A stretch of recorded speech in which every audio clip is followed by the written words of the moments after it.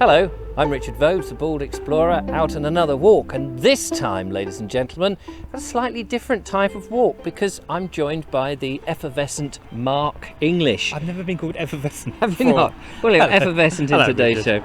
And the reason where are we going, by the way? We're going to go down towards St Margaret's Church, medieval Margaret. Where St. are Margaret's we? Church. We are in Chipstead village in Surrey, very near Coulsdon. And it's a lovely little village. There used to be a through path up to London. Oh, right.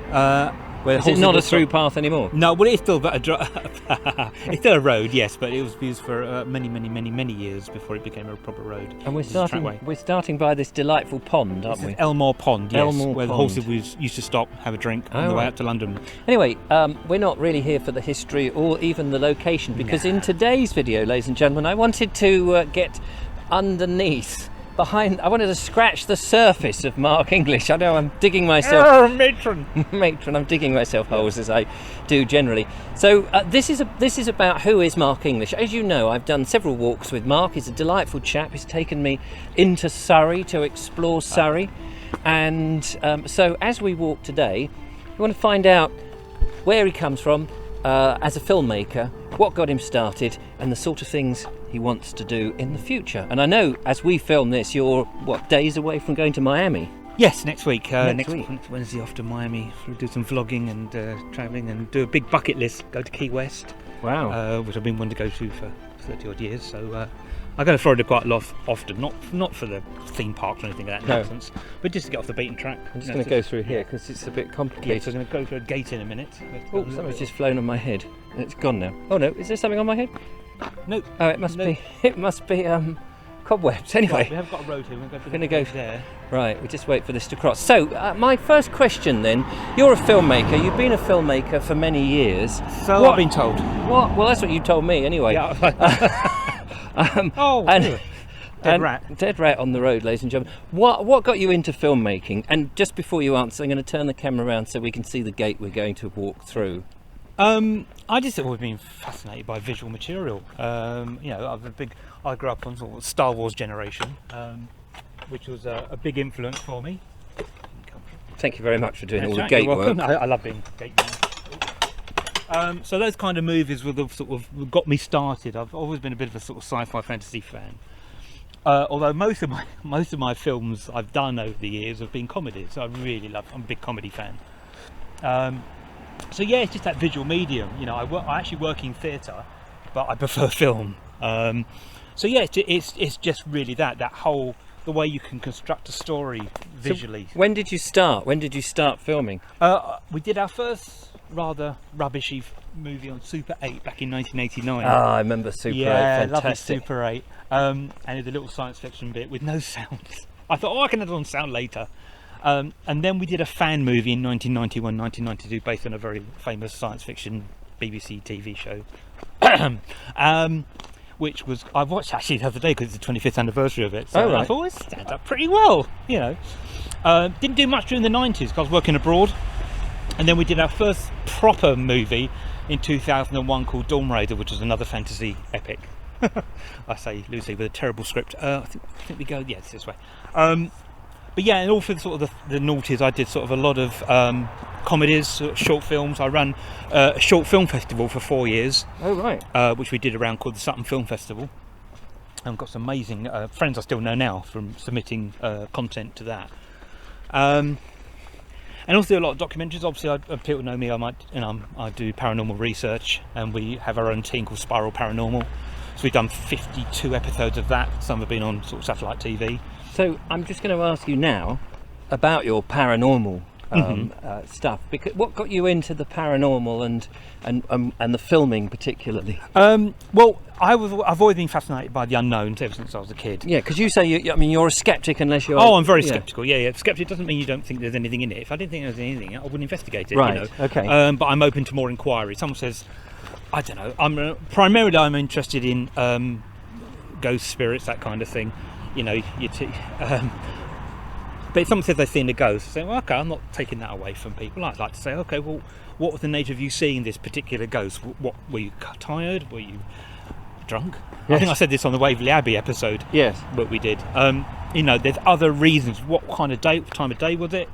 there's other explanations to look at before you say. So okay, why did you choose to film it? Because I guess it's lots of people do that. Yeah, I mean, when we just started doing the Spiral Paranormal episodes back in 2007 with my original team, I thought, well, look, I'm making films anyway. Let's do some documentaries on this stuff. Yeah. And we've now I've done hundreds of investigations. We filmed quite a lot of them, have either been video diaries, but our episodes, we've done 52 episodes over the years. I'm just editing our latest one now from Phil Place down in Worthing, down your neck of the woods. Did you? Oh, right. That was a very, very interesting evening, actually, which I'm still scratching my head over. But yeah, I'm interested in ghost spirits, but also interested in a lot of earth energy, a lot of stuff that goes on in deepest Wiltshire, that my friends go on night watches over, and the UFOs, that kind of thing.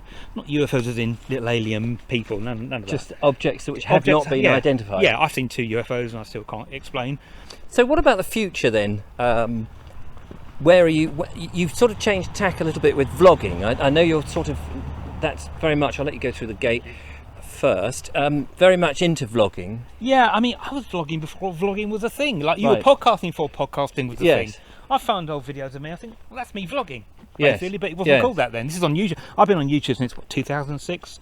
I've got 3 YouTube channels, which is MEV Productions, which is my sort of film company. Spiral Paranormal, for the paranormal stuff, and the new one I've started, which is just me. And what are you vlogging about? Because I always think that people who are vlogging are talking about something. They have an opinion, and that's what the channel, if you like, is set up. And you know, everybody wants a niche. Yeah, not necessarily. I think it's just people. A lot of people, some of the famous people. I'm afraid I didn't even know of them until recently. Like Casey Neistat and Logan Paul and all the controversy. They just do bits in their life. But I'm just trying to do. I try and do walking, history, travel especially when I can, and just my life a little bit, but it's very hard because you're thinking, as you get older, you're thinking, well, I'll be really interested in what I get up to, Well, that is something. I think when you're younger, people assume that everybody else is going to be absolutely fascinated with their life because they're fascinated with life in general. But when you've been round the block a bit, you kind of wonder if anyone's going to be as fascinated in what you're doing because they've all been around the block themselves, perhaps. But I think you've got probably more interesting things to say. Well, I definitely would agree with that. Also, at the end of the day, do it for yourself. Don't worry about other people. Do it for yourself. That's true. If I'm happy with, I've produced some content like you do, Richard, and I think, I think that's a really well edited together. I'm happy with that. Then what more can you ask for? Exactly. Well, viewers, I suppose, is the thing that makes it look nice. Yeah. The most views I've ever had on video is 50k.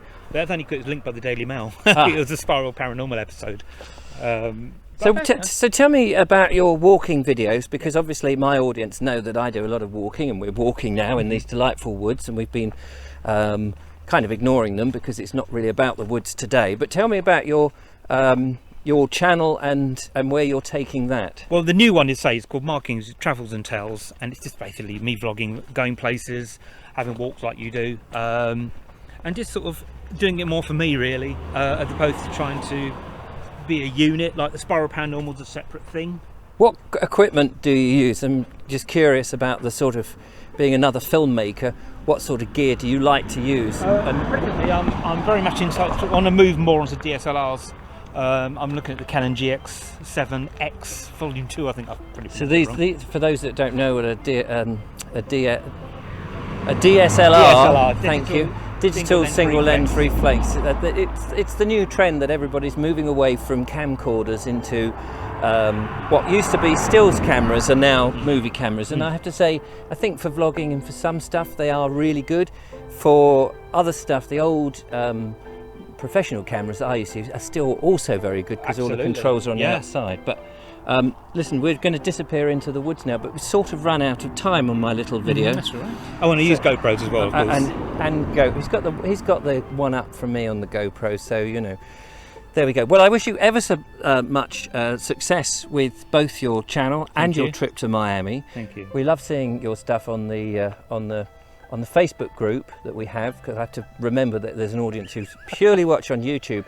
So if you haven't gone into that, do check out the Facebook group and you'll see them. But of course you can check out Marq English and his Tales and Travels, on his own website or his own YouTube channel, which is Marq English. That's Marq with a Q. Marq with a Q, Travels and Tells.